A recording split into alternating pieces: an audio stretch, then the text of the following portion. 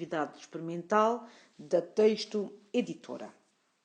Então, este exercício diz que, numa aula laboratorial, foi determinada a capacidade térmica máxima de alguns materiais. Foram aquecidos blocos calorimétricos, como está aqui nesta figura, que representa um bloco calorimétrico, ligada com uma resistência de aquecimento. A resistência de aquecimento que está aqui. Ligada a um circuito com uma fonte de tensão, um amperímetro e um voltímetro digitais. Um grupo de alunos pesou um bloco de latão, obtendo 999,30 gramas. Mediram a temperatura inicial do bloco e, ao fim de 20 minutos de aquecimento, obtendo 25 graus Celsius e 65,3 graus Celsius, respectivamente. Um voltímetro mediu a diferença de potencial nos terminais da resistência, marcando 5,71 volt, e um amperímetro marcou 2,44 ampere. Queremos, no primeiro I da linha A, o esquema do circuito que possa ter sido usado. Então, o exercício diz que temos a resistência de aquecimento. Vou já pôr aqui a resistência de aquecimento.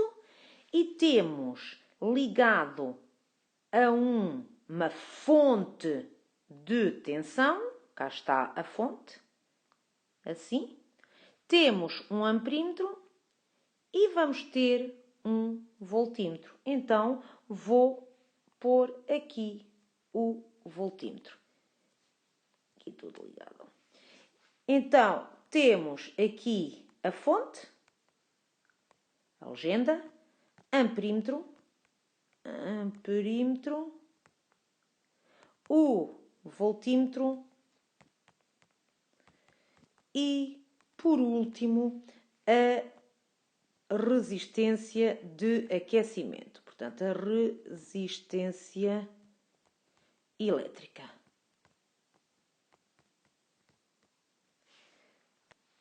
De seguida, o exercício pergunta a razão pela qual se usa um material isolador à volta do bloco calorimétrico. Que temos aqui o tal material isolador à volta do bloco calorimétrico. Para que é que nós vamos isolar o sistema? Para diminuir a dissipação de energia sob a forma de calor. Então, é isso que nós temos que dizer. Coloca-se, então, o material isolador para diminuir a dissipação de energia. A dissipação de energia sob a forma de calor. É claro que também podemos dizer para isolar ao máximo o sistema. Mas, como diz material isolador, é sempre melhor dizer dissipação de energia sob a forma de calor. No ponto seguinte, o exercício pede que seja indicada o valor da massa do bloco, atendendo à incerteza de leitura e no Sistema Internacional de Unidades. O exercício dizia que a sua massa é de 999,30 gramas. Então, já sabemos que a incerteza de leitura é de mais ou menos 0,01 gramas. Agora temos que colocar a massa, atendendo à incerteza de leitura e no Sistema Internacional de Unidades. Então, a massa vai ser 999,30 mais ou menos 0,01. Passar grama para quilograma, 10 levantado a menos 3 e unidade quilograma. A linha seguinte.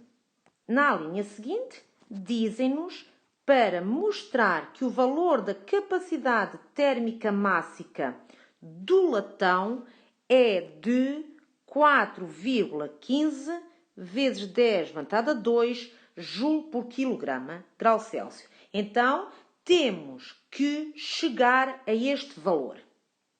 Vamos começar por ver qual é a equação matemática que nos relaciona as grandezas. Temos a energia igual a mc variação da temperatura. Temos então a nossa incógnita, capacidade térmica mássica. Vamos pôr a equação isolando a capacidade térmica mássica. É a energia a dividir por m variação da temperatura. A variação da temperatura nós temos que a temperatura inicial do nosso bloco era de 25 graus Celsius e que a final é 65,3 graus Celsius. Então, vamos ter uma variação de temperatura de final 65,3, inicial 25 graus Celsius. Então, a nossa variação de temperatura é de 40,3 graus Celsius. Já temos este valor. Vamos ver a massa. Já tínhamos há bocadinho. Massa 999,30 vezes 10 elevado a menos 3 kg. Já temos então o valor da massa. Precisamos do valor da energia. Portanto, já temos a massa, precisamos agora do valor da energia. Como é que vamos calcular a energia? A energia vai ser a potência da resistência elétrica vezes o tempo de transferência da resistência elétrica para o bloco calorimétrico. Está no enunciado, a sua potência é de... Nós não temos a potência, temos a diferença de potencial e a corrente elétrica. Através da diferença de potencial e da corrente elétrica, vamos calcular a potência.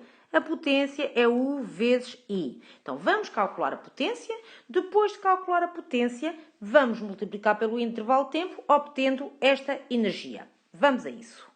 Então, temos que a potência é igual a U vezes I. O enunciado dizia que a diferença de potencial é de 5,71 volt e a corrente elétrica é de 2,44 ampere e que o tempo de aquecimento é de 20 minutos, que eu vou já converter para segundos, 12,00 segundos. Então, vamos ter que a energia é a potência vezes o intervalo de tempo, ou seja, U vezes I vezes delta T. Vamos ter o produto das três grandezas, que vamos ter então 1,67 vezes 10 elevado a 4 Joule. Tínhamos então capacidade térmica mássica igual à energia a dividir pela massa variação da temperatura. Substituindo os valores, vamos ter capacidade térmica mássica de 1,67 vezes 10 elevado a 4, a dividir por 990,3 vezes 10 elevado a menos 3, que é a massa, vezes 40,3, que é a variação de temperatura. E vamos obter 414,68. Como se trata de uma componente prática, tenho de ter em conta os algarismos significativos. O menor que o enunciado nos dá é de 3, então temos que pôr com 3 algarismos significativos. Vamos obter então 4,15 vezes 10 elevado a 2 Joule por quilograma por graus Celsius. Vamos passar à linha seguinte. Então, na linha 5, dão-nos o valor indicado pelo fabricante, que diz que o latão tem uma capacidade térmica mássica de 3,77 vezes 10 elevado a 2 Joule por quilograma graus Celsius. Queremos o erro percentual para o resultado experimental obtido.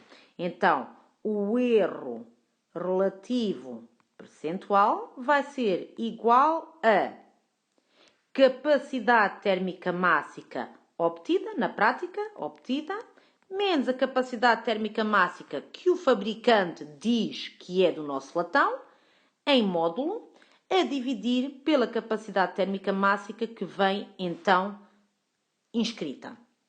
Vamos substituir o erro relativo percentual. Obtivemos um valor de 4,15. O valor do fabricante é 3,77. Estes valores vezes 10 elevado a 2 em módulo a dividir por 3,77 vezes 10 elevado a 2. Vamos então obter um erro relativo percentual de 10,08%. Mais uma vez, temos de ter em conta os algarismos significativos.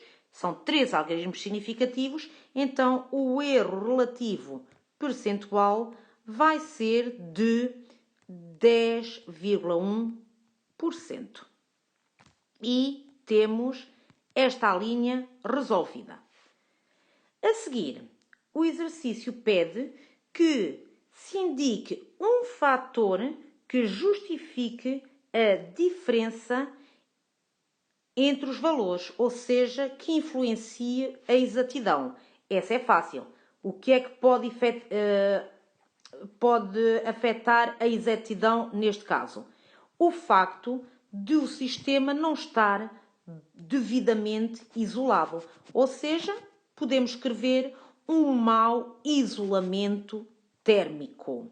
Na linha 4, na linha 6, mau isolamento térmico.